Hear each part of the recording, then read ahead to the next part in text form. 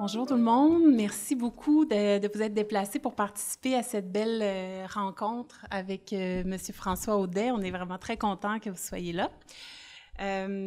Juste avant de commencer, je voulais remercier aussi M. Jacques Provost, professeur de sciences politiques, qui est le grand chef d'orchestre des Mon Petit Entretien. Merci beaucoup, Jacques, d'avoir organisé cette rencontre et nous avoir impliqués. Donc, la rencontre va se dérouler de cette façon-ci. On va commencer par une petite causerie avec M. Audet. Ensuite, il y aura une période de questions et finalement, à la fin, on va faire tirer 3 exemplaires du livre. Donc, Partir, revenir, mourir un peu, 10 humanitaires se racontent, le livre dont il est question notamment aujourd'hui. Donc, on va faire tirer ces exemplaires-là à la fin, vers 13h45. C'est la coop qui les offre et vous avez aussi reçu un petit coupon de 25 %. Donc, si vous voulez aller vous procurer le livre à la coop, vous avez un petit rabais. Je vous conseille fortement de le faire. Je me présente, Catherine Brodeur. Je suis coordonnatrice des activités internationales ici au Cégep et je suis accompagnée de Monsieur Jean-Pascal. Bonjour. Alors, Jean-Pascal Laurent, sciences politiques. Donc, j'ai moins de choses à dire d'intéressant que François Audet, qui a une belle feuille de route. Alors, je vous présente brièvement. François Audet, il est professeur à l'École des sciences de la gestion à l'UQAM. Il est directeur de l'Observatoire canadien sur les crises et l'aide humanitaire, qu'il a fondé d'ailleurs.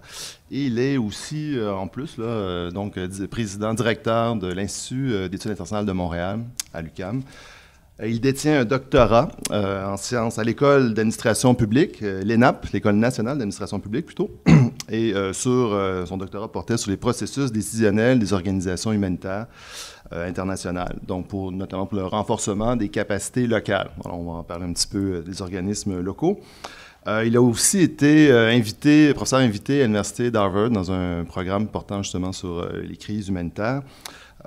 Des recherches sur les conflits dans le monde.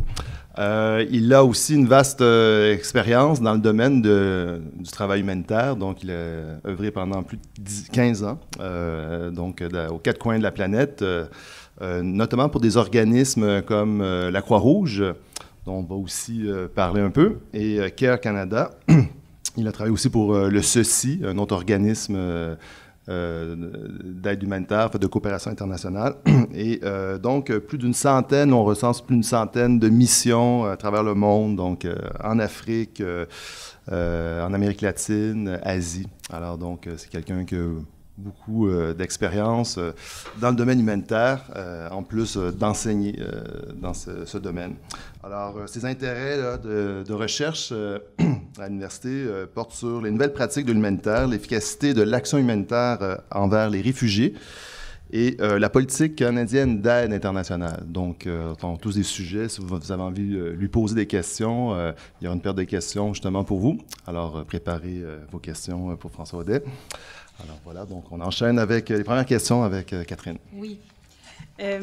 Donc, on avait envie, François, de commencer la rencontre d'abord pour que vous puissiez nous expliquer un peu qu'est-ce qu'un humanitaire, qu'est-ce que ça fait, quel type de profil, quel métier. Donc, juste nous nettoyer un petit peu le concept pour être sûr qu'on comprenne bien là, de quel sujet on parle quand on parle de travailleurs humanitaires.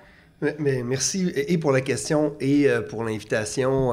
C'est ma première visite dans votre cégep.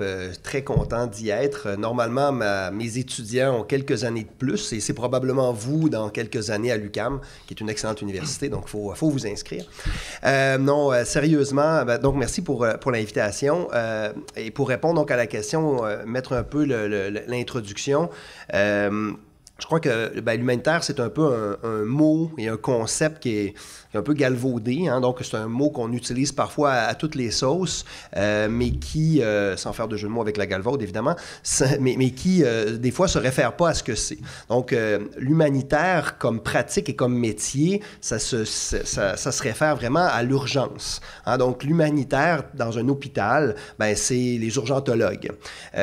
Ceux qui font de la coopération internationale ou du développement, souvent, ben, c'est les médecins de famille. Hein, donc, c'est des niveaux d'intervention et des logiques très différentes. L'urgence étant quand tu te rapproches le plus de la survie des gens et des populations. Donc, au lendemain ou pendant un conflit, tremblement de terre, tsunami, ouragan, là, on est en mode urgence, on est en mode, on essaie de sauver des vies et avec tout ce que ça comporte comme enjeux logistiques, financiers, politiques, etc. Donc, il faut faire rapidement parce que chaque seconde de retard ou de minute met en jeu vraiment la vie des gens. Et c'est important de distinguer parce que souvent, on va dire, on va faire de l'aide humanitaire parce qu'on va visiter le Zimbabwe. Ben, ça, c'est pas faire de l'aide humanitaire. Ça, c'est un voyage. Donc, l'humanitaire, c'est vraiment un métier qui est normalisé, qui est formaté, et qui, malheureusement, ne s'enseigne pas sur les bancs d'école. Donc, c'est un peu... c'est ce qu'on appelle un profil professionnel par coaching, c'est-à-dire qu'on apprend par les pairs, on apprend par nos collègues, comme ça se fait dans plusieurs autres métiers. Puis finalement, on devient humanitaire comme en travaillant dans une organisation qui fait de l'humanitaire et qui vous amène tranquillement à cheminer vers cette profession-là. Donc, c'est ce qui est important. Alors oui, aujourd'hui, vous allez voir probablement des universités qui vont dire, ben voilà, venez faire un baccalauréat en gestion de projet humanitaire. Ben, tu sais, je m'excuse, mais c'est pas sur la rue Sainte-Catherine à Montréal que vous allez apprendre à gérer un projet humanitaire. Donc, c'est pour ça que je dis que l'humanitaire, ça s'apprend dans un mode opératoire, à gérer le stress, à gérer des enjeux très compliqués, et c'est vraiment dans cette espèce de triangle-là, si vous voulez, que ça se définit complètement, même si c'est assez élastique. Comme vous voyez, j'aurais bien aimé ça, vous dire, voilà, sujet, verbe, complément, voilà ce que c'est que l'humanitaire, mais parfois, c'est assez élastique comme définition.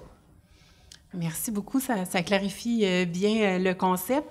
Dans le recueil dont il est question là, aujourd'hui, vous parlez donc de toute la question du retour de ces humanitaires après ces expériences tellement intenses, après avoir été dans l'urgence, avoir eu la vie des gens justement entre leurs mains.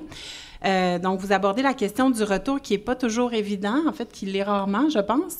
Donc, j'aurais aimé vous entendre justement sur cette question du retour et peut-être pour vous mettre un peu dans le bain, j'avais envie de lire un petit extrait qui est dans un des témoignages donc, de Mme Reine Lebel, qui parle justement de la question du retour. Elle dit « Je me suis souvent vue, debout au milieu d'un pont suspendu. Derrière moi, il y a mon expérience de mission fraîchement vécue et devant, il y a la terre, le sol qui attend pour que je replante mes racines. Mais je résiste. Je reste campée à la moitié du pont, comme si le fait de redevenir à l'aise dans la vie ordinaire, dodo, bureau, courses, affaires, pouvait altérer la personne créative, compétente et excitante que je suis en mission, cette personne que je connais et que j'aime.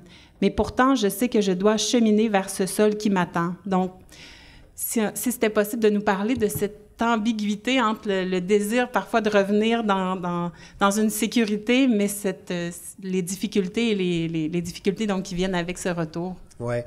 Et en fait, pour placer la question un petit peu dans le contexte, c'est l'ouvrage « Partir, revenir et mourir un peu ». Donc, le nom, le titre en dit déjà un peu. C'est vraiment des humanitaires qui ont passé une partie de leur vie, plusieurs années, donc, à faire des opérations humanitaires d'urgence et qui ont accumulé, puis je l'ai fait pendant plusieurs années, ont accumulé un bagage énorme qui nous, et là je vais utiliser peut-être un terme en psychologie qui s'appelle la dissonance cognitive, hein, qui nous met un peu en dissonance avec le reste du monde. Parce que ce qui devient normal pour quelqu'un qui fait ce métier-là, c'est un peu comme un pompier qui est toujours en train d'éteindre des feux, puis tout d'un coup, il n'y a plus de feu. Hein, donc, et là, pour tout le respect pour les pompiers, je ne sais pas exactement comment eux peuvent le vivre, mais d'une perspective humanitaire, c'est tout d'un coup, on arrête d'éteindre des feux, on arrête d'avoir ou de se sentir utile aussi, parce qu'il y a quelque chose quand même de très égoïste dans ce métier-là, comme dans tous les métiers d'ailleurs, il faut penser à soi, il faut être heureux dans la vie, puis ça, c'est un métier qui nous donne beaucoup d'ego, où on a un sentiment d'être utile, on a un sentiment... mais il faut bien le gérer, parce que si c'est juste ça la motivation, il ne faut pas partir. Mais c'est un métier donc, qui nous apporte énormément, même plus que ce qu'on peut donner. Et quand on arrête de sentir cette affluence d'émotions, C'est un peu ce que Reine explique. D'ailleurs, Reine, qui est une psychologue experte dans le domaine, donc qui en plus a fait des traitements pour aider les humanitaires de retour, donc elle s'y connaît à 2 niveaux, c'est extrêmement difficile de revenir. Certains vont parler, puis on le voit des fois chez les soldats, de ce qu'on appelle le syndrome post-traumatique, donc d'être en situation de trauma, d'avoir été blessé, d'avoir des blessures dans notre corps, dans notre âme, dans notre tête, qui nous empêchent d'avoir après ça des repères humains avec ses amis, sa famille, parce qu'on est parti plusieurs années. On est revenu de temps en temps, évidemment, mais on est tellement parti longtemps, on a tellement l'impression d'être parti longtemps que ce retour-là est extrêmement difficile au niveau personnel, professionnel et tout simplement comme humain. Où après ça, on se dit que le seul challenge qu'on a, c'est de se promener en Bixi à Montréal et d'éviter les nids de poules. Disons que ça change un peu, de ce qu'on avait auparavant comme phénomène d'adrénaline, disons. Et le livre, initialement, a été motivé par le fait que lorsque moi, j'ai terminé ma carrière, parce que je l'ai planifié, ma fin de carrière d'humanitaire, même si je ne sais pas ce que je vais faire encore quand je vais être grand, mais cette carrière-là, quand je l'ai terminée, j'avais vraiment pensé, et heureusement, moi, j'ai une famille, j'ai des enfants, alors j'avais des gens qui étaient là pour m'aider à revenir, mais quand je suis revenu, malgré tout, physiquement, j'ai atterri après quelques mois, quelques années ici, puis ça prend du temps, puis là, on s'est retrouvés entre humanitaires, puis là, on était comme hors, un peu comme entre 2 postes de radio, pour ceux qui se souviennent des vieilles radios. Il y avait quelque chose qui ne marchait pas.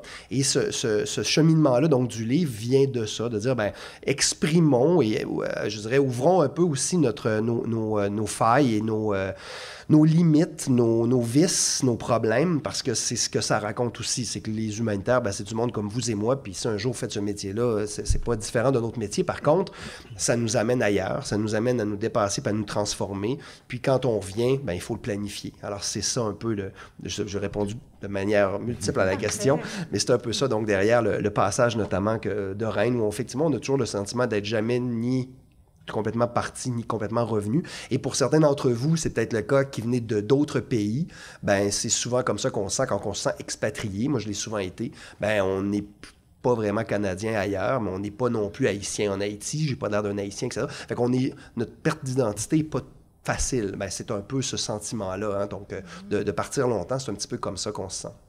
Est-ce que dans les organisations qui embauchent des humanitaires, justement, et qui encadrent ce travail-là, est-ce qu'il y a de la préparation offerte, de la formation offerte pour, justement, on sait qu'il y en a beaucoup pour le pré-départ, mais pour la question du retour, est-ce que vous êtes suffisamment, à ton avis, encadré par ces organisations-là ou aidé? Je pense que le fait que le livre existe répond à la question parce que c'est non. Malheureusement, la gestion des ressources humaines dans nos sociétés, et je suis prof à l'université à l'UQAM maintenant, c'est aussi le cas, là. On a beaucoup de difficultés à gérer les ressources humaines. Hein. C'est très managérial, c'est très outil, c'est très résultat, mais très peu processus, très peu humain, très peu bonheur, très peu comment tu te sens. Alors oui, il y a des débriefings de retour. Les résultats du projet ont-ils été accomplis? Est-ce que l'argent a été dépensé? Combien de sacs de riz distribués? Ça c'est facile. Mais personne ne te pose la question, ça va-tu? Ou votre famille va vous poser la question, y a-tu fait beau? Ça, c'est un classique. Puis Éric Jean, dans le livre, d'ailleurs, pour ceux qui l'ont lu, explique, lui, il dit qu'il y avait 3 cassettes. Hein. Il y avait la cassette 30 secondes. Donc, les gens qui posaient une question un peu superficielle, ils faisaient sur play. À l'époque, on avait des cassettes, on faisait sur play. Alors, c'est plutôt ça, on play. Alors, la cassette 30 secondes, c'est rapidement, qu'est-ce qui s'est passé? La cassette quelques minutes, puis la cassette 10 minutes. Alors, c'est jamais possible avec les organisations de s'engager réellement dans un processus de réintégration socio-professionnelle au retour. Puis donc, le livre raconte un peu ça. Puis je critique pas les organisations parce que c'est ça, elles ont peu de ressources et elles sont peu outillées pour le faire. Mais je pense que notre système, l'humanité, l'Occident, puis on le voit avec les manifestations de vendredi, puis avec ce qui se passe actuellement à New York, je pense qu'on a passé à côté de plein de choses importantes. Puis une chose importante dans laquelle on a passé à côté, c'est de gérer les humains, parce qu'on est des humains. Puis souvent, on s'est mis à gérer des projets, on s'est mis à gérer des budgets, on s'est mis à gérer des infrastructures. C'est pareil dans un cégep, c'est pareil partout. Les organisations humanitaires ne sont pas différentes. On envoie des humains avec des sacs de riz, ils font leur travail, ils reviennent. puis ils sont des outils comme d'autres. Alors malheureusement, non, les organisations sont peu outillées pour le faire. Puis je vous dirais, malheureusement, c'est aussi un milieu qui, j'imagine un peu comme les pilotes d'avion, hein, on nous envoie en mission, on est important, on s'en va loin, il y a la guerre, tout le monde en parle. Puis, mais on ne va pas valoriser les échecs, on ne va pas valoriser les failles. Et si on a mal à l'âme ou on est en faiblesse, ben on n'est pas utile pour l'organisation, puis on ne repart plus. Donc, on va vous éliminer de cette manière-là, discrètement, plutôt qu'essayer de vous aider à revenir, etc. Alors, tu sais, ça, c'est pas propre aux organisations humanitaires, hein, c'est la santé, le bien-être des humains dans nos organisations aujourd'hui. Puis là, j'en parle plus largement parce que maintenant, je suis dans une école de gestion, j'enseigne le management des organisations internationales aussi, pas juste l'humanitaire.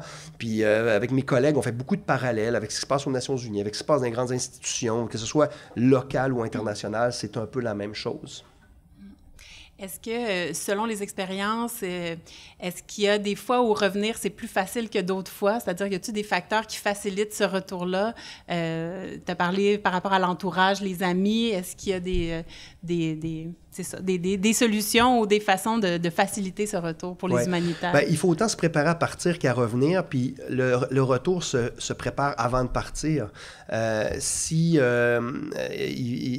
Bon, aujourd'hui, c'est déjà beaucoup plus facile. Là, évidemment, je vais faire un peu d'agisme de ma part, mais tu sais, j'ai commencé ce métier-là en 1994, et puis j'envoyais mes rapports par fax écrits à la main. Là. Ça fait pas tellement longtemps, en 1994. Fermez-vous les yeux, vous allez voir mon âge, ça passe de même la vie. Mais juste vous dire qu'aujourd'hui, ben, avec ça, vous êtes en temps réel avec FaceTime, avec vos parents, n'importe où sur la planète.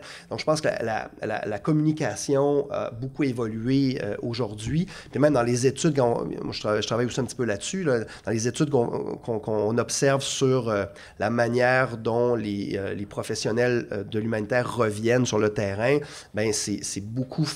les facteurs positifs sont énormément favorisés par les communications que les gens ont pu faire pendant leur séjour à l'étranger, ce qui était beaucoup moins facile auparavant. C'est encore assez difficile dans certains secteurs. Si on vous envoie en Syrie, en Irak, en Afghanistan ou ailleurs dans le monde, évidemment, les communications sont toujours très difficiles. Puis c'est toujours très difficile de parler de ce qu'on fait quand, après ça, on parle à quelqu'un qui vit dans un environnement où tout est statique, stoïque et bien nettoyé, parce qu'on se rend compte qu'on ne peut pas nécessairement expliquer très clairement ce qu'on vit parce que faut le vivre pour le comprendre. Donc, malgré tout, il y a un décalage. Mais pour répondre plus spécifiquement à la question, donc oui, effectivement, si un jour ce métier-là vous intéresse, je crois que c'est de vous assurer d'être bien enraciné. Enraciné, ça veut dire quoi? Ça veut dire que vous savez qui vous êtes, que vous savez d'où vous venez. Là, je ne vous parle pas d'identité, de religion, de plancher, etc., mais où est la maison? C'est où home? Là, donc, et il va être certain que quand vous revenez, bien, vous êtes toujours la même personne et que vous n'ayez pas de prétention autre que d'avoir fait ce cheminement-là. Donc, le retour à la maison, que ce soit ici ou ailleurs, à la maison étant avec une famille, des amis, de garder ces contacts humains-là. Il y a peut-être des gens, évidemment, qui sont plus à l'aise que d'autres d'être moins en communication avec le reste de leur entourage, mais un retour après une carrière dans l'humanitaire, si on n'a pas gardé contact avec son milieu, bien, ce milieu-là est disparu à son retour, rapidement. Moi, je me questionnais sur c'est des témoignages fort touchants, tout ça, des travailleurs humanitaires, mais dans le livre, on en parle, mais peut-être pas beaucoup, des travailleurs humanitaires locaux sur le terrain. Et j'imagine que c'est le gros de la communauté des travailleurs humanitaires. Alors, qu'eux, ils restent sur place, souvent dans les pays où il y a des crises, tout ça humanitaire. Alors, j'imagine que ça doit être aussi extrêmement difficile pour ceux qui sont là. Alors, j'aimerais que vous nous parliez un peu de l'aide canadienne, justement, au travail humanitaire, aux organisations locales. Est-ce que le Canada en fait assez? Est-ce qu'on travaille correctement? Est-ce qu'on se compare avec d'autres pays? Quelle est la place, l'importance du Canada à ce titre? Donc, 2 niveaux à votre question. Le premier, c'est, et pour vous donner un panorama, je crois qu'on est rendu aujourd'hui à peu près à 500 000 travailleurs humanitaires dans le monde, donc 1,5 million de personnes qui font ce métier-là dans à peu près une vingtaine d'organisations. Donc, c'est à peu près ça le champ de pratique. Organisations étant les Nations Unies, la Croix-Rouge, les Nations Unies, bon, HCR, UNICEF, etc. Des agences onusiennes humanitaires, Croix-Rouge, CARE, Oxfam, donc qui font de l'humanitaire, c'est 500 000 personnes à peu près. Dans ce 500 000 personnes-là, 80-85 % ce sont des personnes locales. Donc, ce n'est pas des expatriés blancs ou des expatriés tout court.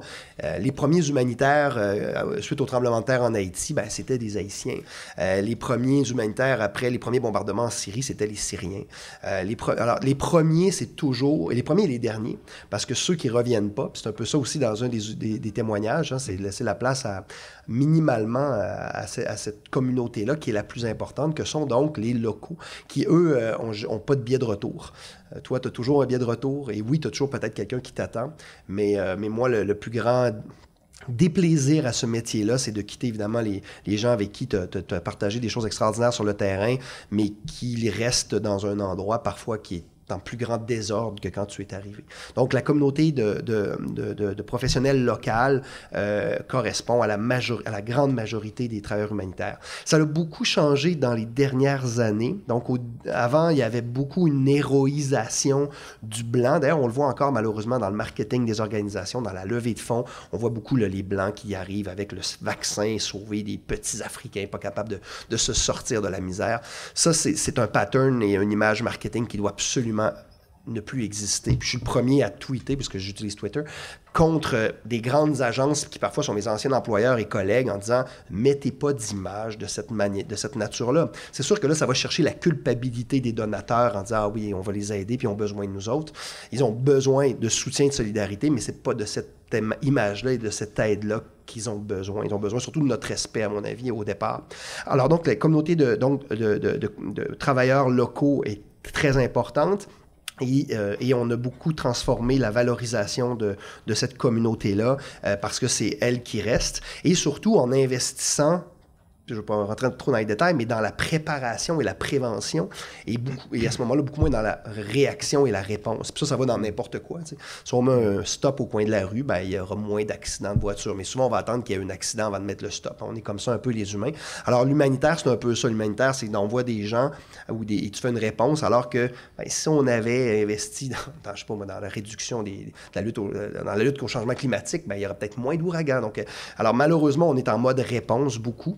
Et cette mode réponse-là implique malheureusement d'envoyer de l'expertise et des ressources extérieures, mais les locaux restent la majorité et ça a été transformé. Puis on essaie, je pense qu'avec les discours qu'on entend ces derniers jours, ces dernières années, à investir dans la prévention est fondamental. Puis il y avait des études qui disaient, pour chaque dollar qu'on met dans la prévention, c'est 10 $ de moins dans la réponse, littéralement, ou même des fois 100 $. Donc c'est des multiplications importantes. Deuxième réponse rapide sur le point de l'aide canadienne. Mais je pense que le Canada est un joueur comme les autres, ni plus ni moins gentil, ni plus ni moins pertinent.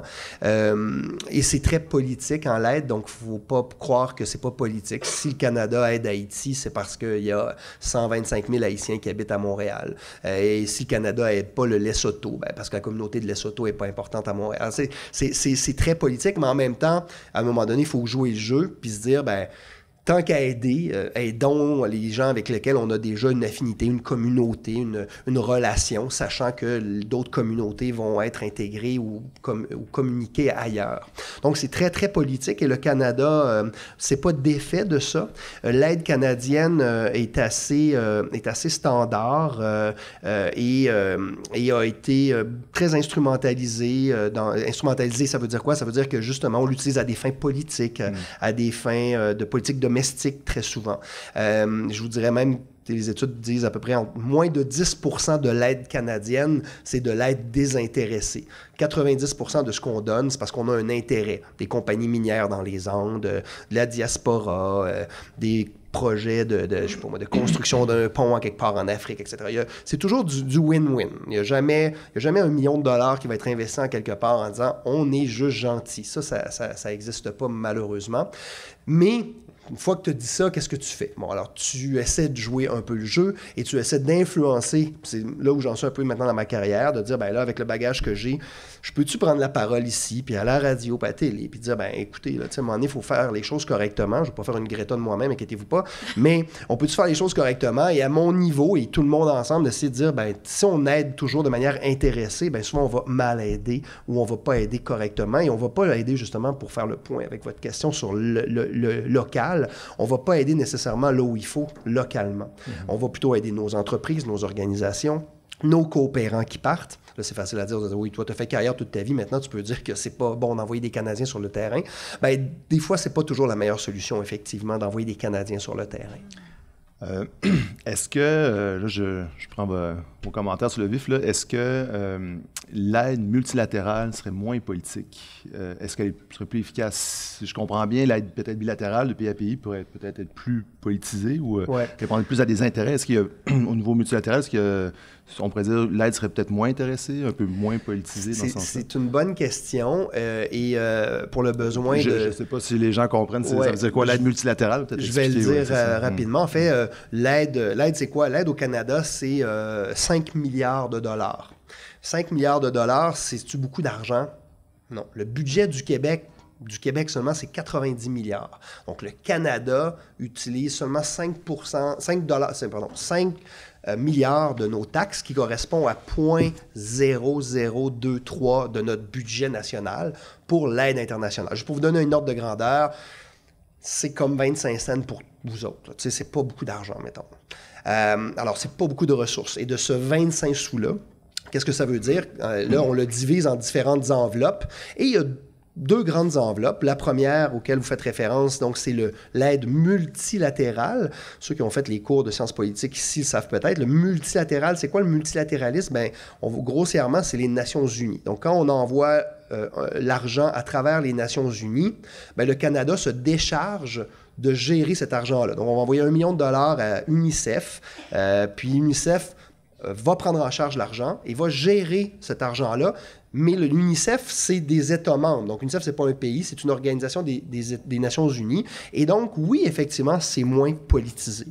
L'aide bilatérale, donc bi, donc c'est le Canada qui décide d'aider ou de collaborer, de coopérer avec le Honduras, le Sénégal, la Tanzanie, etc.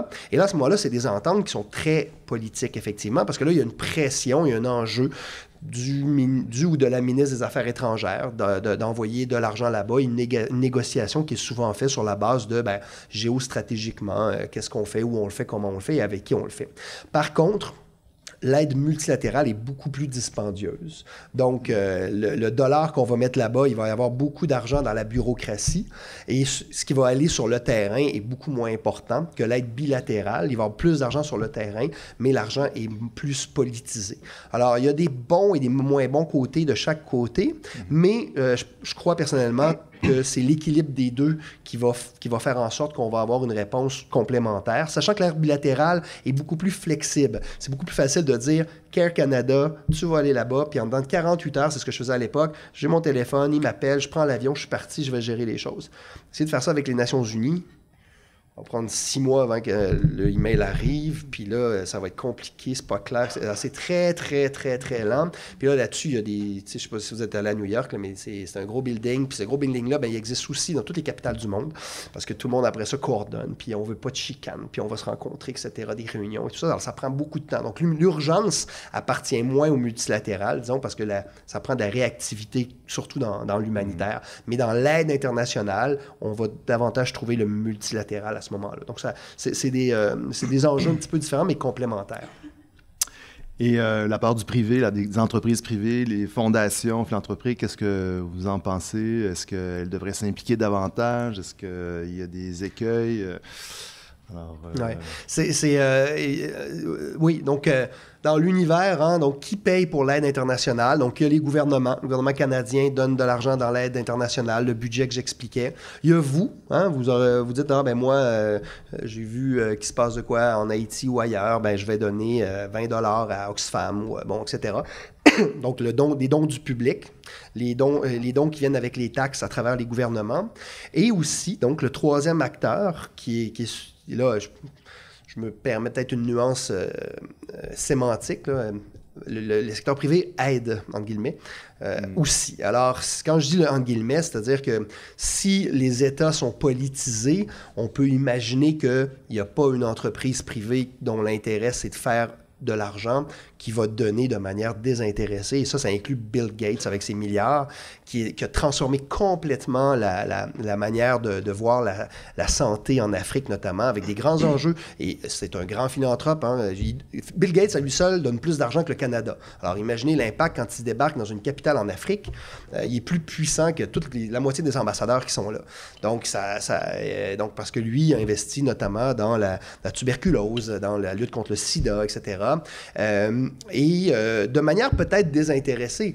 Mais quand tu es propriétaire de Microsoft, es-tu vraiment désintéressé? Ben voilà. Alors, on peut se questionner. Certains le critiquent beaucoup.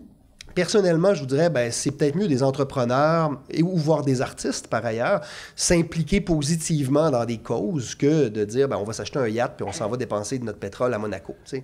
Donc, je préfère de loin ça, mais que ça soit fait intelligemment et sérieusement avec des experts bien coachés, que de ne pas le faire, mais parfois, malheureusement, souvent, on va voir qu'il y a eu des négociations sous-jacentes à ces financements-là. Et donc, moi, je ne peux qu'encourager les gens à donner, évidemment. Je pense que la solidarité, c'est probablement ce qui nous distingue de beaucoup d'animaux, mais il ne faut pas juste donner, parce que souvent, l'intention ne suffit pas, parce que des fois, donner, ça a l'effet inverse espéré. On crée des patterns, on colporte, comme je disais tout à l'heure, des images de bienfaisance, de charité, du fait justement que les populations locales ne sont pas capables, n'ont pas de résilience, ne sont pas capables de se prendre en main, ce qui est absolument faux.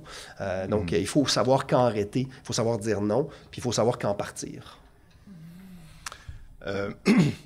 On va aller peut-être un peu sur le terrain, là, donc le travail humanitaire dans les crises, dans les conflits sur la planète. On a des guerres civiles internationalisées comme en Syrie, RDC, en Afghanistan.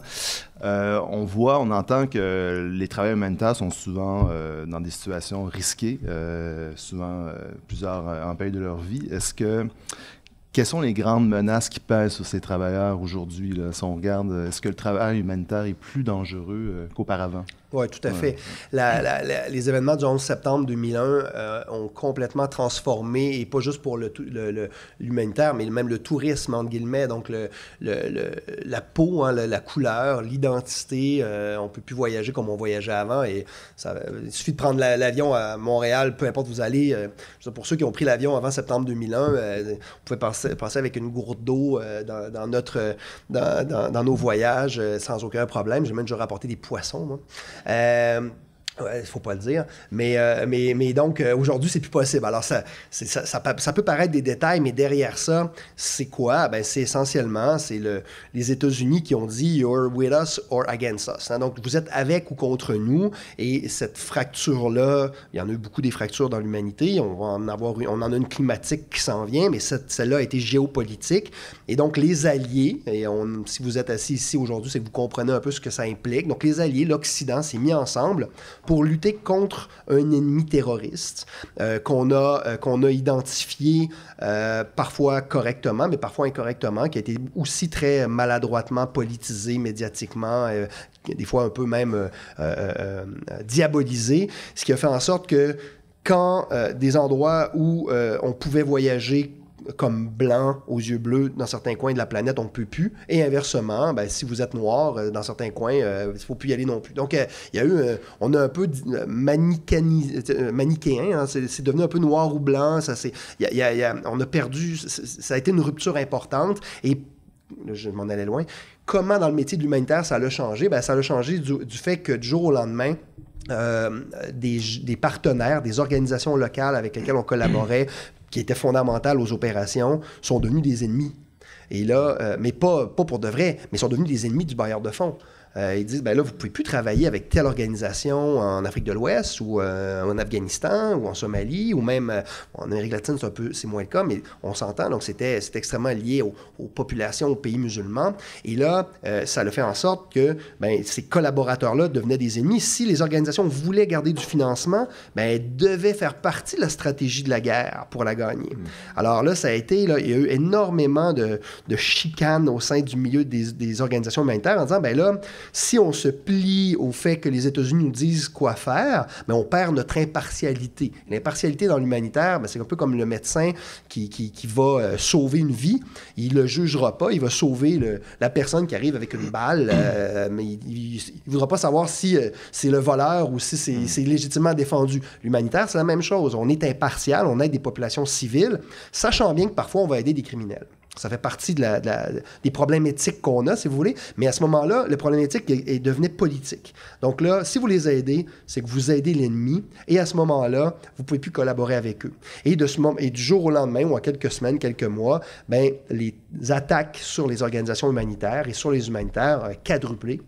Aujourd'hui, et les organisations humanitaires occidentales, évidemment, le fait qu'il y ait des identités ou des gens qui ont mon profil blanc ne pouvaient plus carrément aller, mais il suffisait même de logos. Donc, si c'était les logos, une organisation qui est en lien ou financée par, puis ça se trouve sur Internet, bien, il va y avoir des attaques. Donc, et ça, on l'a vu beaucoup depuis septembre 2001. Puis, bon an, mal an, c'est entre 500 et 1000 humanitaires qui se font tuer, pas pour des raisons économiques, c'est-à-dire pas parce qu'on se fait cambrioler pour notre porte-monnaie, mais pour des raisons d'identité. Donc, c'est comme si vous arrivez dans un hôpital, on va tuer le médecin parce que son identité est telle ou telle. Donc là, l'impartialité, on perdait notre impartialité et on se faisait attaquer, et on se fait attaquer parce qu'on est identifié à un bailleur de fonds et à un État qui avait pris position.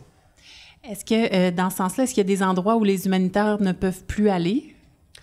Actuellement, sur la planète, il y a 20 millions de personnes à peu près qui sont pris en otage par des groupes extrémistes, et pour lesquels les organisations humanitaires n'ont pas d'accès. 20 millions. C'est dans à peu près une vingtaine de pays. Hein. Donc, ça va des zones de Boko Haram au Nigeria, Cameroun, Mali, Tchad, bon, je ne vais pas tous les nommer, etc., Somalie, Afghanistan, Irak, etc. Donc, ça, c'est des no man's land pour lesquels ni journalistes, évidemment, et encore moins humanitaires, peuvent se rendre. Et donc, intérêt humanitaire de tout acabit non plus. Et c'est 20 millions de personnes pour lesquelles on a malheureusement aucun contact, donc qui sont littéralement pris en otage par des groupes extrémistes post-septembre 2001. Je ne dis pas qu'avant, il n'y avait pas de méchants et que ça n'arrivait pas, mais aujourd'hui, c'est une conséquence directe de cette de répercussion de l'attaque de septembre 2001.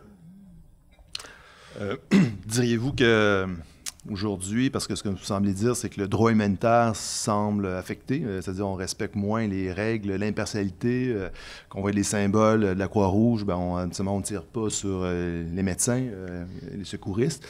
Est-ce que, au fond, ce que vous entendez dire, est-ce que dans le monde, dans certaines régions du monde, au fond, il y a une remise en question des règles de base du droit humanitaire international? Est-ce que c'est pire aujourd'hui que, disons, durant la guerre froide? Oui. Et le droit, ben, c'est la base d'un système social. Hein. Le droit, là, dans ce cas, c'est l'humanitaire, mais peu importe le droit, si on ne respecte pas ce qu'un juge dit, si on ne respecte pas le stop, la limite de vitesse, ben, on tombe dans l'anarchie. Hein. Donc, alors, c'est une volonté personnelle de respecter ou pas ces règles-là. Et si on ne le fait pas, dans nos sociétés ici, ben, il y a une police qui va nous arrêter.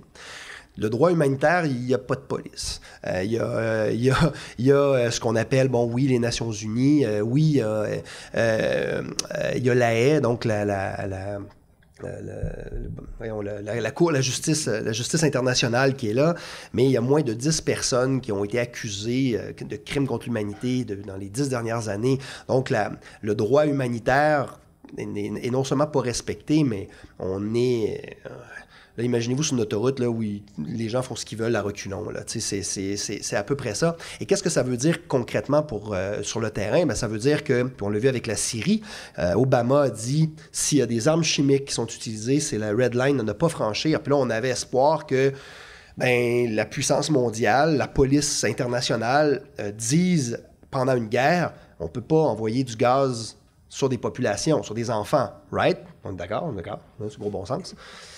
Le lendemain matin, ça a été fait. Et Obama, prisonnier de son système, je l'adore, Obama, là, mais il ne s'est rien passé. Les États-Unis ont donc rien fait.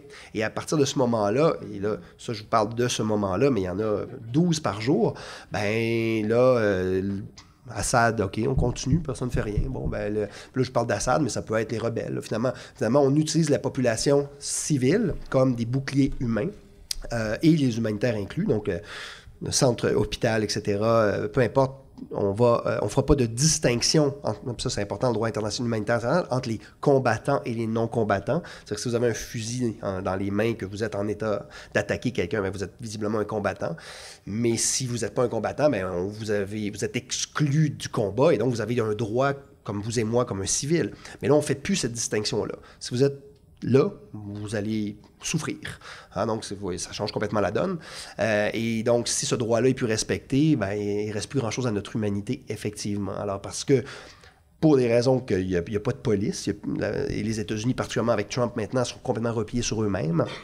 Et non plus, qu'on les aime ou pas, mais les États-Unis ont joué ce rôle-là quand même beaucoup, de dire, ben là, ça nous prend minimalement des règles, qui étaient les premiers à pas les respecter, mais au moins, il y avait quelqu'un qui nous disait de pas les respecter, qu'il fallait les respecter, tu sais, c'est comme un papa qui fait pas ce qui va trop vite sur l'autoroute, mais qui dit à son gars, toi, il faut pas que tu ailles trop vite, ça vous doit arriver. Fait que, mais c'est un peu pareil. Alors, les États-Unis jouaient ce rôle-là, ils le font plus, donc il n'y a plus personne qui respecte rien, parce qu'il n'y aura pas rien de coercitif. Fait que, voilà. Est-ce qu'on doit, à ce moment-là, en conclure que c'est les grandes puissances qui ne jouent pas leur rôle, qui ne tiennent pas leur responsabilité, c'est de faire respecter le droit humanitaire? Parce que si, pour revenir aux Nations Unies, on parlait des Nations Unies, au Conseil de sécurité, il y a des grandes puissances qui sont là et qui sont impliquées dans le conflit en Syrie. Alors, quand la ligne a été franchie, là, on a utilisé des armes chimiques. Pourquoi est-ce qu'il n'y a pas eu unanimité pour condamner ça? Est-ce que là, finalement, est-ce que ce n'est pas les grandes puissances qui sont responsables du non-respect du droit humanitaire? Mais c'est qui les grandes puissances? C'est nous autres. C'est vous autres. C'est moi. C'est Trudeau. On l'a élu. C'est Obama. Il a été élu. À l'époque, maintenant c'est bon, etc. Alors, tu sais, c'est... oui, tu sais, les grandes puissances, mais en même temps, on a les politiciens qu'on mérite, puis les Nations Unies, c'est la somme des États. Et pour vous rappeler, le système onusien et le droit international, le système dans lequel on vit, là, a été fondé au lendemain de la Deuxième Guerre mondiale, suite à la guerre qu'on a faite contre les nazis, où communément on s'est dit, ben là, ça va faire. Et donc, on va mettre en place un système pour que plus jamais il y ait de guerre. C'est pour ça qu'on a mis en place, je caricature un peu, le système onusien avec des agences, une assemblée pour laquelle les gens pouvaient négocier des compromis à des conflits, puis éviter des guerres. Puis essayer d'avoir du commerce au lieu de la guerre, essentiellement. Puis si tu ne fais pas du commerce avec un pays, tu y fais la guerre. C'est pour ça qu'on achète du pétrole à l'Arabie Saoudite, qui mériterait autant un coup de pied aux fesses que l'Iran, mais là, pour l'instant, on dit que c'est l'Iran notre ennemi. Pourquoi? Ben parce qu'on achète du pétrole en Arabie Saoudite. Essentiellement, c'est ça le deal. Tu fais du commerce ou tu fais la guerre. C'est ça l'anarchie des relations internationales aujourd'hui. Ben, depuis toujours, mais en tout cas, aujourd'hui, c'est ça. Donc là, dans ce système actuel, ben, c'est le système qu'on a mis en place, c'est le système pour lequel on est tous un peu coupables, comme consommateurs, comme voteurs. Et donc, j'essaie de me rappeler de la question, est-ce que c'est est-ce que ce sont les grandes puissances qui en sont coupables? Ben, je crois que le système qui a été mis en place post-Deuxième Guerre mondiale n'est plus à jour et n'a plus la capacité de faire valoir les mêmes règles du jeu. Il y a d'autres puissances qui sont arrivées. Bon, évidemment, la Chine est arrivée, la Russie est revenue, et c'est pas des acteurs qui sont importants dans le Conseil de sécurité, qui n'ont pas les alliés nécessaires pour que l'équilibre mondial se refasse. Et évidemment, les États-Unis et l'Occident ne veulent pas donner plus de pouvoir à des pays qui ne sont pas des gens avec qui on fait du commerce, nécessairement correctement, disons. Donc, le système actuel, clairement, est dysfonctionnel. Et le Conseil de sécurité, qui est la place suprême qui négocie la paix ou la guerre et qui négocie justement les jugements d'avoir transgressé ou pas le droit international, ben, il y a toujours quelqu'un qui lève le veto, puis qui dit « Ah, ben là, non, ben là, c'est pas pareil, là, là vous faites de l'ingérence, ben là, non, lui, c'est un allié, c'est pas pareil. » Fait qu'il y a toujours une raison pour laquelle on va admettre des violations du droit international, malheureusement. Alors, j'ai pas de solution pour vous, malheureusement. On parle souvent de la Croix-Rouge, puis on sait que vous avez travaillé pour la Croix-Rouge, et on dit que la Croix-Rouge, justement, a un lien, une origine avec le droit humanitaire international. Je ne sais pas si vous pouvez nous en parler un peu, parce que c'est une organisation qui est très importante, là, un peu partout sur la planète, dans le cas des crises, mais aussi pour le respect du droit humanitaire. Ouais. Vous savez, la Croix-Rouge, là, c'est 100 millions de bénévoles dans le monde. 100 millions de bénévoles dans le monde. C'est les gens qui sont ici sur le coin de la rue, si jamais il y a vous avez un incendie, qui vont vous accueillir, etc. Donc, le système de la Croix-Rouge, que je trouve magnifique, c'est la plus grande armée pas de fusil. Là, donc, c'est un peu l'inverse de ce qu'on voit, puis je ne veux pas dire que la Croix-Rouge fait tout est bien, tout est beau, là, il y a bien des problèmes à l'intérieur, mais c'est l'inverse du mal de l'humanité. Donc, c'est vraiment une mobilisation pour laquelle certains d'entre vous sont peut-être déjà bénévoles ou volontaires à la Croix-Rouge. Vous pouvez l'être dans votre quartier ici. D'ailleurs, c'est une très bonne façon de commencer à travailler ou à s'intéresser à ce milieu-là. C'est à faire de l'humanitaire dans son propre quartier. Puis faire de l'humanitaire dans son quartier à Montréal ou ici, c'est d'aider des gens qui ont passé au feu, c'est d'aider des personnes âgées s'il y a une panne de courant. C'est ça nos crises humanitaires. Donc, on va faire avec, mais c'est comme ça aussi que les jeunes commencent parfois un métier. Donc, le système de la Croix-Rouge fonctionne de cette manière-là. Et évidemment, là, ça prend une gouvernance puis des gens qui travaillent là-dessus. Donc, cette mobilisation de bénévoles qui croient au système de l'impartialité en disant, moi, je vais aider les gens juste parce qu'ils ont besoin d'aide, a été mis en place en 1858. Donc, ça fait quelques années. Et c'est Henri Dunant qui a fondé la Croix-Rouge et qui a écrit les premiers textes du droit international mis en place là, par la suite, suite à la Première et ensuite Deuxième Guerre mondiale. Mais essentiellement, Henri Dunant, qui est un nom à connaître, là, c'est un personnage extrêmement important dans le milieu. Et la Croix-Rouge a mis en place ce qu'on appelle les conventions de Genève, donc c'est le droit international. Essentiellement, c'est de dire, comme je le disais tantôt, quand on fait la guerre, c'est des personnes qui sont organisées politiquement et qui ne s'entendent pas. Donc, c'est la fin de la diplomatie. À ce moment-là, ils se tapent dessus pour trouver une solution. Je le résume un peu. Mais ça prend quand même des règles. Alors, à un certain moment de notre humanité, c'était plus facile de distinguer les combattants des non-combattants parce que les règles du jeu, c'était des armées d'États qui se battaient les unes contre les autres. La Deuxième Guerre mondiale en était un exemple. Mais aujourd'hui, on est rendu dans des guerres non étatiques. C'est-à-dire qu'on sous-traite des milices, on sous-traite des groupes rebelles, on sous-traite des groupes terroristes qui ne sont pas l'armée américaine, qui ne sont pas l'armée canadienne, mais qui sont nos sous-traitants militaires. Et donc, à ce moment-là, c'est ce qui revient un peu à la complexité du jeu tout à l'heure, de dire comment tu distingues les combattants des non-combattants dans ces règles du jeu-là. Puis la Croix-Rouge, son dada quotidien, c'est de se promener avec les conventions de Genève, d'aller voir les généraux, les juges, ceux qui ont fait des coups d'État, les prisonniers dans les prisons, partout dans le monde. C'est ce que j'ai fait. Négocier la sortie de la prison, négocier une lettre en disant, cette personne-là a des droits, vous n'avez pas de la torturer, puis sa famille veut savoir si elle est encore en vie. Donc, faire respecter la dignité, donc le droit à la dignité, qui est la base de l'humanité. Vous allez me dire, mais c'est pas respecté en temps de guerre. Donc, et c'est vraiment le b.a.-ba du droit international que la Croix-Rouge fait au quotidien. Puis la Croix-Rouge, contrairement aux ONG, donc les ONG, c'est des entreprises privées à but non lucratif. La Croix-Rouge est une organisation internationale. Donc, tous les pays qui ont signé les conventions de Genève sont obligés d'avoir une Croix-Rouge sur leur territoire. Donc, le Canada a signé la Convention de Genève, est obligé d'avoir la Croix-Rouge canadienne, obligé. Et donc obligé de la financer. Donc, la Croix-Rouge canadienne, a priori, elle n'est pas en train de lutter pour ses budgets, contrairement aux ONG qui disent « ça nous prend de l'argent pour faire des projets ». La Croix-Rouge, elle est payée pour s'assurer que dans notre pays, il y a une société nationale de la Croix-Rouge qui aide les gens qui ont des problèmes avec des incendies à Fort McMurray, avec lac Mégantic, dans nos grands événements humanitaires, disons, mais plus quotidiennement dans des cas d'incendie, etc. Puis au niveau international, c'est ce même modèle-là de la Croix-Rouge. Donc les organisations de la Croix-Rouge, comme la canadienne et d'autres qui ont plus d'argent, exportent leurs ressources et leur expertise à l'international avec ce même modèle-là pour soutenir les Croix-Rouges et les Croissants-Rouges. C'est la même organisation pour les pays musulmans. Il n'y a pas le Cristal Rouge aussi. Le Cristal Rouge aussi, pour mêler tout le monde. Donc, les autres sociétés nationales dans le monde qui ont moins de ressources. Puis pour la petite histoire, parce que tu me laisses la porte ouverte, puis je sais que je parle beaucoup, là, mais la petite histoire, c'est que, donc, au début, c'était la Croix-Rouge, donc Henri Dunant qui l'a fondé, Comité international de la Croix-Rouge, puis essentiellement, c'est un gars de Genève, fait qu'il a vu le drapeau suisse, puis il a juste échangé, donc le rouge pour le blanc, donc le symbole qui est vraiment un symbole symbole, là, qui n'est pas un logo, c'est un symbole du droit international. Donc, si vous avez le badge de la Croix-Rouge ou vous prenez dans une voiture de la Croix-Rouge, bien, vous représentez les conventions de Genève. Donc, vous êtes diplomate. C'est pour ça que les hôpitaux et les pharmacies de Montréal ne peuvent pas avoir une Croix-Rouge pour leur porte. Parce que s'ils font ça, ils utilisent un emblème du droit international. Donc, c'est pour ça des fois... D'ailleurs, c'est écrit sur le site internet de la Croix-Rouge. Si vous voyez une Croix-Rouge qui n'est pas une Croix-Rouge, il faut nous le dire. Donc ça a vraiment une valeur juridique. Et une fois qu'Henri a créé son truc avec ses amis, le comité international de la Croix-Rouge, ben là, évidemment, il est arrivé dans des pays musulmans, puis on dit, ben là, no way qu'on va avoir une croix ici, tu sais.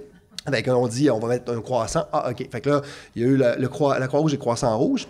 Puis là, dans des endroits où il y avait des musulmans qui se battaient contre des chrétiens, ils ont dit, ben là, ça nous prend une autre affaire. Fait que là, on a créé un autre emblème, qui est le diamant, qui, bon, là, on espère que personne ne va chicaner pour ça. Fait qu'un autre un diamant qui est moins connu, mais qui est surtout, notamment, conflit israélo-palestinien, des endroits où on voit les fractures, justement, entre les anciennes guerres là, de clochers, entre la croix et le croissant, là.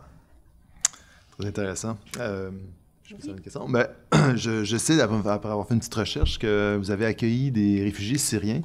J'aimerais peut-être dans un premier temps, peut-être que vous pourriez parler de l'accueil des réfugiés syriens au Canada, comment l'aide s'est mise en place. Je ne sais pas si la Croix-Rouge a joué un rôle déterminant à cet égard. Et personnellement, comment vous avez vécu cette expérience? Oui. Mais c'est gentil de poser la question parce que ça... donc, moi, j'ai fait travailler là-dedans pendant 15 ans. Je reviens ici, je deviens prof d'université. Il me manquait un peu de défis.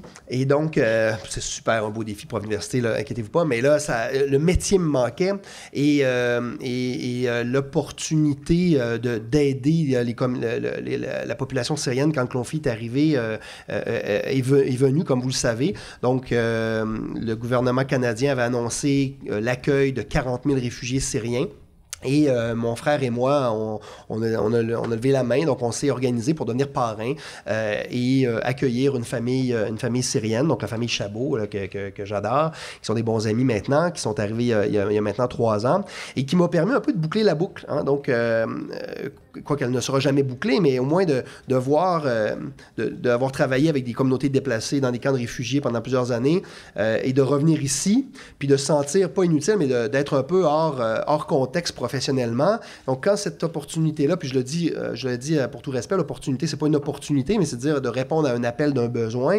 Ben oui, c'est sûr que j'étais là-bas, donc ça fait bien du sens que je sois ici puis que je les accueille, puis de pas lever la main puis de pas être présent aurait été un peu bizarre, en tout cas de ma part, là, je le dis très personnellement.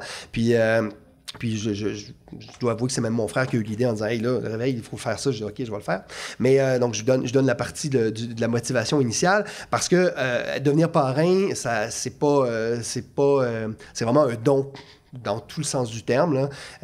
C'est d'accueillir des gens qui n'ont pas de papier, pas d'identité, qui n'ont pas de téléphone cellulaire. Là, tu arrives chez Desjardins pour ouvrir un compte en banque, puis ils parlent juste arabe. Alors, vous imaginez là, c'était du Kafka à tous les jours et beaucoup de temps. Et souvent, ce qu'on n'a pas beaucoup dans nos vies, malheureusement, c'est du temps. Alors, ça m'a obligé à prendre du temps pour des gens, ce que je n'avais pas fait ou même rarement fait dans ma vie, où des fois, on prend du temps, mais on est payé pour le faire. Mais là, de dire, non, là, il faut passer la journée chez Bell Canada puis expliquer qu'ils ont une existence légale et que, c'est pas des terroristes. Et que, alors, c'était un gros cheminement, tant personnel, puis surtout personnel aussi, puis professionnel, parce que je voyais les perceptions d'une communauté qui avait juste besoin d'être accueillie dans un pays où il n'y avait pas la guerre, et puis certaines perceptions, des maladresses, parfois même du racisme, du vocabulaire utilisé où tu es là, faites attention, etc. Donc, et d'accompagner cette famille-là ici et d'avoir une belle expérience d'accueil ici pour pas qu'ils se disent on s'en va d'ici, là, c'est une gang de fous. Quoique, après Desjardins, 2 jours chez Desjardins, je me disais pas si c'était ça un peu. J'aime bien Desjardins par ailleurs, mais quand même, il faut le dire. Ça doit être pareil dans toutes les banques de toute façon, pour tous ceux qui s'ouvraient des comptes en banque qui débarquaient de la Syrie. Mais cela étant, je caricature un peu, mais l'expérience très positive. Puis je pense que globalement, on est, surtout ici, je ne connais pas les expériences ailleurs, à l'extérieur du Québec, mais ici, le système de parrainage privé, c'est du parrainage privé. Donc, ça veut dire quoi? Ça veut dire que moi, comme individu, je m'engageais 2 ans financièrement avec mon frère à couvrir tous leurs frais. Donc, vous voyez ce que ça peut impliquer. Évidemment, évidemment, c'est des gens qui débarquent puis ils sont pas... il y avait des ressources, il y avait des capacités, il y avait de l'ambition, puis la dernière chose qu'ils voulaient, c'est d'être pris en pitié. Puis rapidement, grâce à des entrepreneurs, Adonis, donc vous connaissez, la famille Adonis a engagé des centaines de réfugiés syriens en quelques mois, même s'ils ne parlaient ni français ni anglais, parce que ces gens-là, ils voulaient travailler rapidement. Il y a eu rapidement des cours de francisation, les jeunes ont été à l'école, etc. Et l'intégration, je pense que, je ne sais pas si l'expérience, il y en a qui ont de l'expérience dans la salle, a été quand même excessivement bien faite. Oui, il y a eu des maladresses, puis parfois on s'enfargeait un peu, mais je pense que globalement, tant personnellement que je dirais même comme expert, parce que je l'ai par la suite documenté, on a fait un documentaire là-dessus aussi, puis on l'a étudié un peu, ça s'est très bien fait. Il y a eu une espèce de soutien, une solidarité qu'on n'avait pas vue au Québec et au Canada depuis longtemps, une solidarité internationale. Et c'était la première fois qu'il y avait un enjeu international dans le débat électoral. Là, on en est. Là, vous allez voter, certains d'entre vous, là? Oui? Oui, il faut voter, hein? Surtout ceux qui ont 18 ans. Ben, enfin, essentiellement ceux qui ont 18 ans. Mais donc, est-ce qu'il y a un enjeu international dans le vote aujourd'hui? Vous allez peut-être me dire le climat, mais c'est aussi très domestique. Mais hormis ça, il n'y a pas d'enjeux internationaux. Et là, c'était la première fois, il y a 4 ans, que... les réfugiés syriens. Alors là, ça a permis de dire, on va s'intéresser au reste du monde aussi dans notre démocratie nationale, domestique, et ça a fait du bien. Justement, j'avais une sous-question sur les partis politiques là, dans la campagne, mais je l'ai retiré. Je pense pas qu'ils doivent en parler. Il faut voter? Non, je ne ferai pas. Peut-être en terminant, dernière question. Comment voyez-vous l'avenir de l'aide humanitaire? Qu'est-ce que vous pensez d'un projet? J'ai vu ça passer rapidement sans trop savoir c'était quoi, mais l'idée de casque rouge, là, l'espèce de frères humanitaires des casques bleus. Est-ce qu'il y a des projets? Comment entrevoyez-vous l'avenir de l'action humanitaire? Là, on est dans la 5e génération d'humanitaire. Les premiers Croix-Rouge, 2e Nations Unies, 3e Anglo-Saxons, les CARE, les grandes fédérations de ce monde anglo-saxonne. 4e a été la période de spécialisation et le sans-frontiérisme, hein, donc Médecins sans frontières, là, ceux qui respectent pas les frontières pour faire de l'aide humanitaire. Il faut le faire parce que sinon, si tu respectes les frontières, je ne peux pas le sauver. Là, il est au bord de la frontière, il va mourir. Les sans-frontières disent non, on traverse la frontière avec ou sans visa. Donc, c'est ça l'idée du sans-frontiérisme. Et là, on est dans une nouvelle ère qui est en train de se forger au rythme du monde en crise dans lequel on vit, en crise de démocratie, en crise du populisme, en crise du climat, en crise du repli sur soi, de la montée de la droite. Et tout ça, ce qu'on vit domestiquement, ça existe à l'international fois 10. Donc, l'humanitaire de demain, dites-moi c'est quoi? L'humanitaire, c'est basé sur la mobilisation d'une génération et c'est basé sur ce que la génération veut du monde dans lequel il va vivre. C'était toujours ça, hein, d'Henri Dunant à Ronnie Broman pour le Médecins sans frontières. C'est un soulèvement d'une cause. Est-ce que ça va être ce qu'on voit à New York puis qu'on va voir à Montréal vendredi? Je ne le sais pas, mais it's happening. Là, ça arrive maintenant. Alors, c'est pas défini encore. Par contre, ce qu'on peut dire, c'est que c'est ça. C'est les nouvelles technologies, c'est l'utilisation des drones, c'est l'utilisation d'Internet et des réseaux sociaux parce qu'on peut faire des révolutions en 48 heures dans un pays, ce qu'on ne pouvait pas faire à l'époque. Il fallait faire du porte-à-porte sans se faire tuer. C'est plus facile maintenant avec des hackers et des téléphones. Donc, on l'a vu avec le printemps arabe, etc.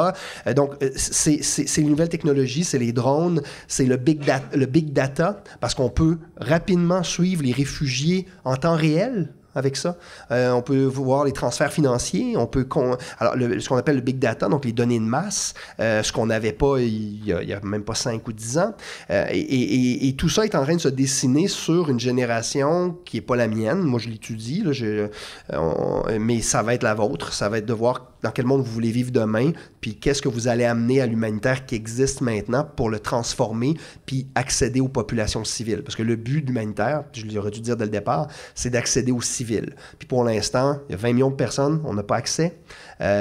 Donc, ça prend ça, des drones, passe par-dessus les frontières.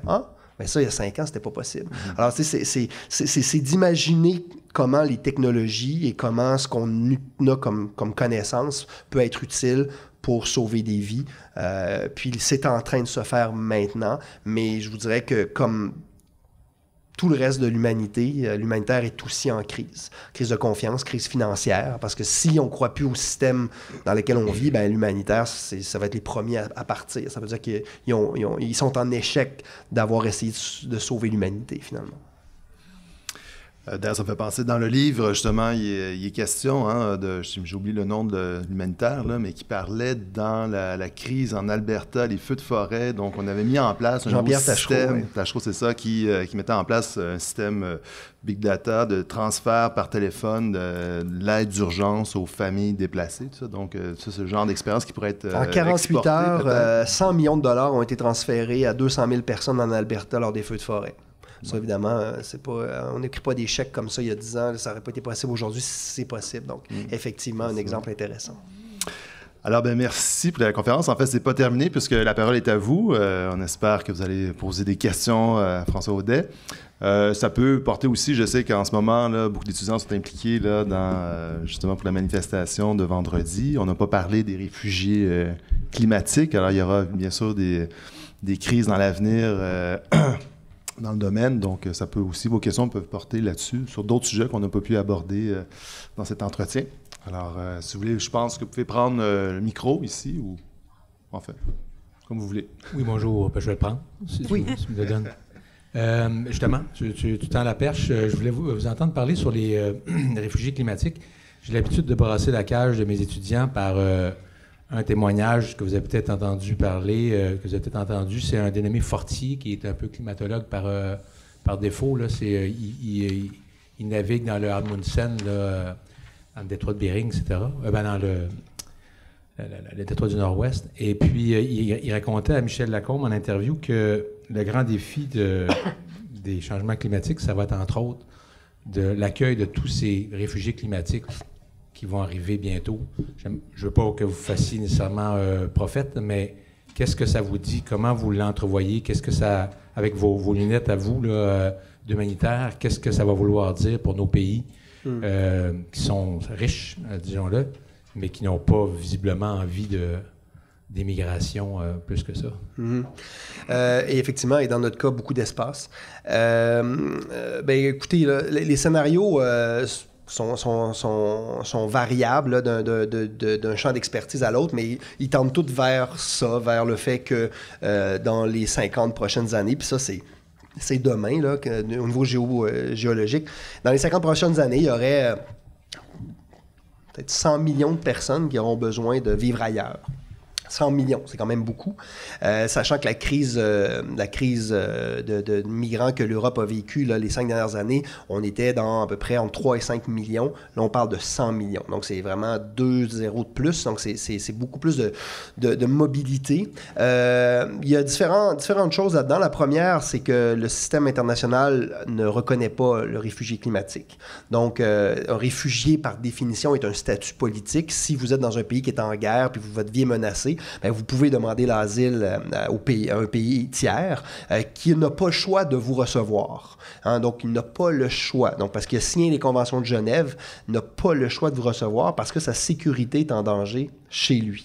Ça, c'est grosso modo, c'est un peu ça ce que ça dit le statut de réfugié. Et ça, c'est un réfugié politique. Le réfugié climatique, qui est un concept plus médiatique et d'experts et d'enseignants, n'a pas de valeur légale. Vous ne pouvez pas dire, il n'y a pas quelqu'un qui peut arriver des Seychelles ou des Maldives demain ou en disant, ben là, moi, mon île, dans 10 ans, ça n'existe plus, je veux débarquer au Canada. Ils vont dire, ben non. Tu ne peux pas arriver au Canada pour cette raison-là. Tu peux venir le visiter 2 semaines, mais tu t'en vas après. Donc, juridiquement, il faut falloir que ça change, mais ça ne change pas. Pourquoi? Pour les raisons que vous donnez, c'est qu'il n'y a personne qui veut voir 100 millions de personnes arriver, clairement. Et d'ailleurs, on n'est pas dans cet ordre-là, on est plutôt on construit des murs. Parce que mais c'est ça. Là. Donc, la vision actuellement, c'est que l'Europe est repliée. On a payé 4 milliards de dollars à la Turquie pour que les réfugiés restent en Turquie puis n'arrivent pas en Europe. Les États-Unis construisent un mur, littéralement. Alors, c'est pas... on n'est pas du tout dans ce paradigme-là. Mais quand les gens vont arriver, c'est pas un mur et c'est pas le droit international qui va les empêcher de débarquer. Donc, alors, est-ce qu'on préfère l'anticiper et le gérer où on va, où on pense, comme on dit, là, on appelle François dans le futur, on dit ben, il va gérer ça dans 10 ans, ben, c'est ce qu'on est en train de faire. Puis si on gère dans le chaos dans 10 ans ou dans 20 ans, là, ça va devenir problématique, sachant le climat dans lequel on vit actuellement, anti-immigration, peu importe, je ne ferai pas les débats que vous connaissez. Donc, alors, le droit n'est pas équipé, on joue à l'autruche et ça va arriver. Donc, comment on veut que ça arrive maintenant? Pour l'instant, prévision simple, ça va être le chaos. Est-ce qu'on veut que ça soit ça? C'est à eux de nous le dire, parce que nous, dans 50 ans, on ne sera plus là. Mais ça va être... c'est vous. Alors, nous, on est en train de vous créer un chaos. C'est ça que je suis en train de vous dire. Là, je fais un peu le discours de Greta, là, mais oui, c'est ça. J'ai pas de réponse, malheureusement.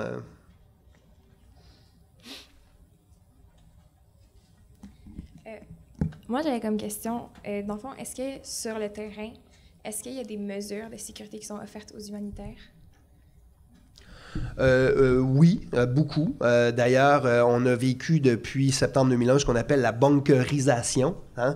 Avant, les compounds ou les endroits, les maisons et les bureaux des humanitaires étaient des terrains ouverts, assez souvent, disons, surtout dans les endroits où il n'y avait pas nécessairement de tension de sécurité. Et quand septembre 2001 est arrivé, mais là, on a vécu ce qu'on appelle donc la création de bunkers. Donc là, on a mis des murs, on a mis des gardes armés, on a mis des grillages. Et là, ça a augmenté la distance entre les humanitaires et la population encore plus, malheureusement. Alors, la sécurité à tout prix, ça a un coût sur l'efficacité puis la confiance que tu développes localement, parce que si j'ai un garde de sécurité entre toi et moi, tu vas dire « Oups, je peux pas aller lui parler », tu vas te sentir menacé ou quoi que ce soit. Alors, la sécurité, oui, mais malheureusement, la conséquence de ça, c'est qu'il y a il y a une perte de confiance dans le marketing, dans la mission, dans la capacité de l'organisation à être en lien avec la communauté avec laquelle elle veut travailler puis qu'elle veut soutenir. Alors, système de sécurité hyper sophistiqué. On est vraiment... Bon, une fois cela ayant été dit, hyper sophistiqué, des analyses de contexte probablement parmi les meilleurs, parfois même à faire rougir la CIA puis Interpol, les systèmes d'information, de contre-espionnage, de satellites, de communication, de sorties d'urgence, etc. Donc, vous pouvez vous imaginer des scénarios hollywoodiens, les humanitaires, ils l'avaient inventé bien avant, justement pour des raisons de sécurité. Mais la conséquence de cette sur-sécurisation-là, parfois peut-être même pas nécessaire, on l'a vu d'ailleurs un peu en Haïti, il n'y a pas d'enjeu de sécurité contre les humanitaires occidentaux, mais si vous êtes allé en Haïti, il y a des murs ça d'épais puis de 14 pieds de haut, mais finalement, les gens ne se voient plus. Alors, bon système de sécurité, mais parfois avec des conséquences importantes sur les relations ou l'apparence de relations qu'on peut avoir avec les communautés dans le Sud. Est-ce que ça répond à ta question? Est-ce que c'est vers ça que tu voulais aller? Oui. Ça me fait penser un petit peu à... dans les témoignages, on parle aussi de la crise Ebola, puis justement l'image de l'humanitaire avec la combinaison d'astronautes qui essayaient de rentrer en contact avec les gens, mais avec cette difficulté-là, justement, de cette surprotection-là qui était, je pense, très nécessaire, mais... ça a amené certainement des situations, là. Oui, c'est effectivement l'image idéale, et dans certains cas, évidemment, c'est une question de vie ou de mort, donc on ne pouvait pas ne pas la porter, mais vous pouvez vous imaginer que si vous allez dans un village dans lequel les gens n'ont jamais vu d'étrangers débarquer 8 astronautes habillés en jaune, puis après ça, de leur dire, là, il faut éviter de manger de la viande, vous comprenez, là, on était dans des scénarios incroyables, alors tout à fait.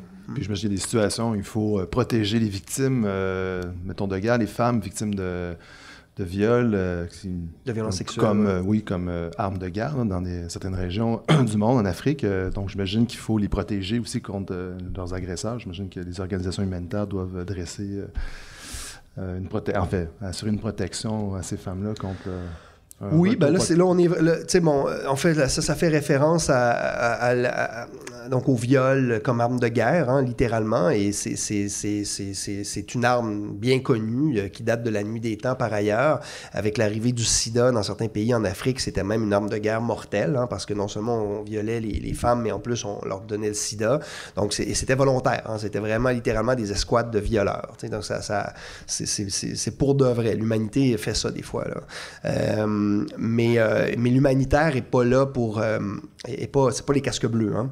Donc, on n'est pas armé, équipé, on n'a pas la mission de protéger physiquement les gens qui sont vulnérables à des attaques de cette nature-là, parce que nous-mêmes, on se met en danger, puis moi, je ne suis pas un policier.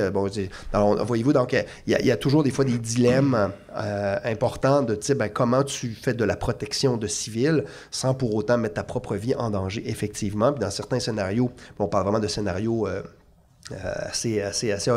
assez dark, là, assez noir, où là, il y a des commandos de violeurs ou des commandos littéralement de massacres de communautés. Bien, souvent, c'est la présence. C'est-à-dire d'avoir des observateurs internationaux sur place, bien, ça calme un peu le jeu. Mais jusqu'à quel point ta présence peut être aussi te rendre toi-même vulnérable. Donc, c'est toujours un calcul qui n'est pas évident à faire. Puis c'est donc la connaissance du terrain, le contact avec les communautés locales, les populations locales, qui va faire en sorte qu'on va faire un exercice d'analyse de risque en disant quelle est la meilleure façon de protéger les populations sans soi-même perdre la vie, parce que c'est pas ça le but du jeu du tout. Puis il n'y a pas un employeur, une organisation qui va mettre en péril la vie de ses employés, là. Est-ce qu'il y a d'autres questions? Oui. Oui. Mademoiselle, vous avez... C'est comment votre intérêt au départ pour l'humanitaire germé? Y a-t-il comme une situation qui s'est passée de comme, OK, j'aimerais ça aider? OK. Donc la question, c'est comment qu'est-ce qui a germé, comment je suis arrivé là-dedans un peu? Ben, j'ai très rapidement... moi, j'ai fait mon bac en biologie marine à Rimouski, puis il y a longtemps. Et quand j'ai terminé mon bac, dernière année de bac, comme certains d'entre vous font, faites, j'ai bien compris, ici à l'école, au cégep, ben, je suis parti 3 mois au Venezuela, dans la forêt amazonienne. Donc, c'est un cours crédité dans la forêt tropicale. Et là, j'ai eu la piqûre de faire quelque chose, mais à l'international. Donc là, pour moi, la biologie, donc tout ce qui me reste, c'est des chandails avec des poissons, mais la biologie, c'était moins la biologie ou moins ce que j'allais faire que de le faire ailleurs. Donc c'était clair pour moi que ça allait se faire à l'international. Je suis tombé en amour avec l'Amérique latine rapidement suite à ça. Donc j'ai commencé comme biologiste coopérant volontaire pour le CECI avec une de vos profs ici, là, qui n'était pas très loin dans un pays à côté. Moi, je suis en Équateur. Donc, et j'ai commencé comme biologiste comme conseiller en gestion là, d'un lac qui était pollué, etc., avec des communautés autochtones. Et c'est comme ça que je suis rentré donc, dans le monde de la coopération internationale, parce que vous voyez un peu la différence entre la coopération et l'urgence, donc l'humanitaire. Donc, j'ai commencé comme coopérant. J'ai appris le métier international pendant 3 ans. J'étais en Haïti aussi comme coopérant. Et là, l'ouragan Mitch est arrivé, donc un ouragan important qui a frappé l'Amérique centrale en 95, je crois. Et là, je suis parti comme responsable de l'opération d'urgence suite à l'ouragan Mitch. Puis de là, je suis tombé donc dans l'humanitaire suite à ça.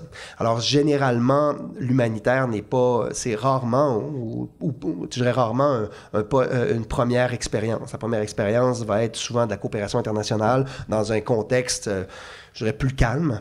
Puis après, quand on est sûr que on s'enlaise et qu'il y a des organisations, on est capable d'avoir une compétence et une valeur ajoutée, bien là, à ce moment-là, on peut être dans des contextes plus complexes. Mais c'est une espèce de seuil, une espèce des étapes nécessaires à franchir que les organisations ont bien compris. Donc, c'est un peu de fil en aiguille, mais grâce à un parcours dans un cours à l'université je me suis tombé dans la marmite, disons. Puis après une triste occasion, dans ce cas-là, l'ouragan Mitch, où j'ai commencé dans l'humanitaire, puis après du Honduras pendant 16 ans, donc là, j'étais je faisais, tantôt, on entend 100 missions, mais des fois, je faisais 20 pays par année. Donc, ça vous donne une idée. Là, c'est chaque 2 semaines, on part.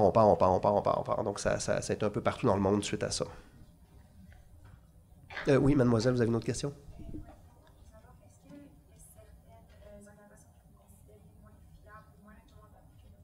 Oui, ça, c'est une question piège. Hein? On me l'a déjà posé souvent à Radio-Canada. Puis là, est-ce que tout le monde a entendu la question? Est-ce qu'il y a des meilleures organisations que d'autres ou plus fiables que d'autres? Puis, c'est toujours très, très, très, très, très, très, très, très prudent parce que qui suis-je pour dire, pour donner une valeur puis quelqu'un pourrait dire, ben, vous dites, il dit n'importe quoi anyway. Alors, mon opinion vaut celle de n'importe qui d'une certaine façon. Mais je vous dirais que, si la question, c'est plutôt... vous me permettez de la reformuler pour éviter de tomber dans un piège qui est devant moi. Donc, si votre question, c'est plutôt si je dois commencer ce métier-là, vers quelle organisation vous allez nous intéresser? Ah, là, je peux vous répondre. Donc, et à ce moment-là, donc déjà d'avoir un parcours avec une organisation que vous connaissez, genre de partir avec un professeur ici au Cégep, ça peut être une belle occasion de commencer à s'intéresser à l'international et de vous introduire à vous-même. De dire, ben moi, quand je suis à l'international, quand je sors de mon paramètre personnel, de quoi j'ai l'air, qui je suis, c'est quoi l'impact que j'ai, c'est quoi mon empreinte. On parle d'empreinte écologique, là, mais quand on est dans l'humanitaire, c'est vraiment le do no harm. On veut non seulement du carbone neutral, là, mais on veut du cultural neutral. On ne veut pas avoir aucun impact ou le moins possible sur le fait qu'on arrive avec un passeport étranger, des fois des millions de dollars, avec des vivres importantes qui vont complètement détruire l'économie locale. Mais voyez-vous, alors quand tu arrives comme humanitaire puis tu gères des programmes, il faut déjà que tu aies en tête cette petite étincelle-là qui dise, bien, quand tu voyages, même comme touriste, c'est quoi mon empreinte? C'est quoi l'impact que j'ai localement? Est-ce que c'est positif? Ou à tout le moins, est-ce que c'est pas négatif? Alors, je vous dis ça pourquoi? Je vous dis ça parce que ça c'est un cheminement qui prend du temps à sentir. Certaines organisations, parce que j'arrive à votre question, l'ont saisi puis réfléchissent beaucoup à ça. Ils sont très autocritiques sur la manière dont elles travaillent parce qu'on peut dire, certains d'ailleurs disent, l'humanitaire et l'aide internationale, on devrait tout fermer ça. Hein, ça crée beaucoup plus de problèmes. C'est du post-colonialisme. Hein, ça sert à... Il y en a des collègues à l'université, même des anciens collègues dans des organisations, en disant, peut-être qu'ici, d'ailleurs, le discours est là aussi, puis des fois, j'entends ça beaucoup dans le discours ambiant, ça sert à rien, c'est de la corruption, on ne sait pas à quoi ça sert. Puis tu as gagné un gros salaire pendant des années, puis sur le dos des pauvres, puis comment tu fais ça? Bon. Fait que, tu sais, beaucoup de critiques, fair enough. Moi, je fais plutôt partie de celui qui dit, puis je vais arriver à votre question, hein, pas inquiétez-vous pas.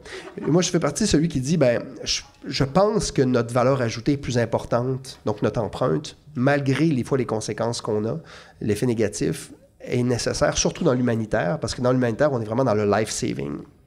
Dans la coopération internationale, là, l'élastique, j'arrive à vos organisations, est plus douteux. Certains vont faire seulement des projets pour faire des projets. Et d'autres vont aider, c'est pas un mot que j'aime, là, mais vont soutenir, collaborer, coopérer avec des organisations locales. On revient à la question tout à l'heure. Et si vous voulez savoir si l'organisation avec laquelle vous travaillez, elle est bonne et fiable, bien, allez fouiller. C'est quoi leur projet? Avec qui ils travaillent? Y a-tu 3 chamans là, à la tête de ça? Parce que le milieu religieux est extrêmement... instrumentalise beaucoup ce milieu-là. Il faut faire extrêmement attention à ça. C'est qui est sur le conseil d'administration de l'organisation? Et est-ce que les projets semblent venir de la base? T'sais? Ou si c'est finalement dessiné à Montréal, à Paris ou à Londres... Puis bon. Alors ça, c'est pas toujours facile à voir au départ, mais c'est ça l'exercice qu'il faut faire. Au même titre que quand on achète un téléphone, un verre d'eau, etc., bon, d'ailleurs, tu vois, c'est un bon verre écologique, bien, c'est la même affaire. Les organisations, certaines ont fait cette réflexion-là et d'autres n'ont pas encore fait ça et d'autres carrément le savent puis ils ne veulent pas le faire puis elles ne font pas du bon travail. Si on était entre nous, je pourrais vous le dire, là, qui bon. Alors, je pourrais vous dire par contre quelques bonnes organisations rapidement. Programme de stage, ceci, très clairement, Oxfam, Québec, beaucoup de bons projets pour les jeunes, beaucoup de programmes de stage d'ailleurs pour les jeunes, d'introduction à la coopération internationale. Probablement des programmes qui se font aussi d'ailleurs, qui seraient des premières expériences nécessaires. Donc ça, c'est 2 organisations, Jeunesse Canada Monde. C'est pas parce que je les nomme pas toutes que les autres sont pas bonnes, mais celle-là, vous vous trompez généralement pas, parce que je peux vous confirmer François Audet, Legault, il y a à l'intérieur de ces organisations-là, il y a des gens qui réfléchissent correctement à la manière de faire les choses. Et donc, je vous encourage à visiter les sites Internet de ces organisations-là. Mais vous n'êtes pas encore à ce niveau-là, dans le sens où, généralement, on va attendre que vous soyez professionnel. Hein. Donc, professionnel, ça veut dire quoi? Ça veut dire d'avoir une technique au cégep ou un baccalauréat à l'université, parce que c'est un milieu qui est quand même assez contingenté. Quoique maintenant, vous êtes dans le plein emploi, c'est une économie qu'on connaît moins notre génération, mais généralement, on va attendre pour des postes dans ces organisations-là des gens qui ont un peu d'expérience. Mais si vous commencez déjà au cégep avec des initiatives de cette nature-là, ça va vous faire cheminer naturellement vers là-bas. Je ne peux pas m'empêcher de rebondir sur ce que vous dites, parce que vous le savez probablement, mais peut-être pas. Donc, au cégep, vous avez plusieurs possibilités de faire de la mobilité étudiante, donc des séjours d'initiation à des expériences internationales qui sont encadrées et initiées par vos profs. Notamment, si vous êtes en sciences humaines, sachez que la semaine prochaine, il y a une rencontre d'information pour 2 projets, super projets qu'on a au cégep.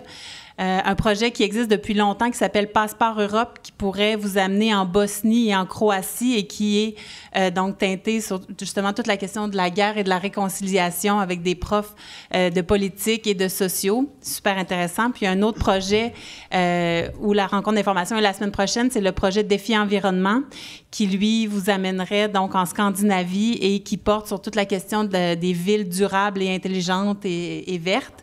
Donc, et c'est 2 exemples, mais si vous êtes dans d'autres programmes d'études, sachez que dans à peu près tous les programmes au cégep, il y a des opportunités comme ça de réaliser des séjours pédagogiques, donc pour venir compléter votre formation avec une expérience terrain qui, parfois, comme vous le dites, peuvent être des déclencheurs pour vous amener après ça à vivre d'autres choses à l'université et plus tard dans la vie.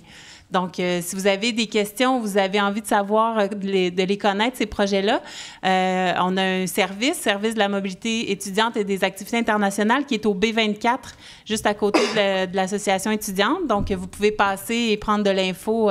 Et on connaît quelques organismes, notamment les projets Québec sans frontières, dont François parlait, et donc, on peut vous conseiller aussi pour vous orienter vers d'autres recherches, là. Alors, n'hésitez pas à profiter de ces opportunités-là qui sont vraiment super intéressantes.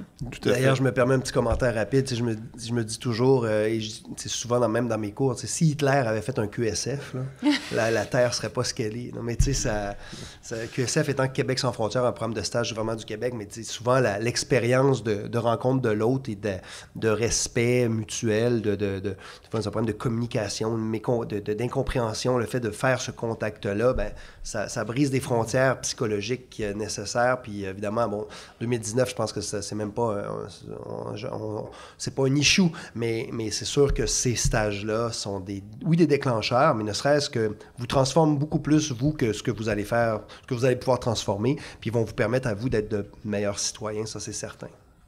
Est-ce qu'on a le temps pour une petite dernière question? Je pense J'aimerais juste dire, il y a aussi un groupe qui est en train de se former d'étudiants, de professeurs et de personnel pour accueillir un étudiant réfugié selon le programme des étudiants réfugiés. Fait que si vous avez envie aussi de soutenir concrètement une personne qui va éventuellement arriver parmi nous sous ce programme-là, vous pouvez aller au service de la mobilité pour vous joindre à ce groupe-là. C'est accessible, c'est chez nous, mais ça aide bien. Merci, Joanne. Merci de l'avoir mentionné, Joanne, tout à fait. Voilà. Alors, un grand merci à François Audet pour sa présence. Merci de l'invitation. Merci.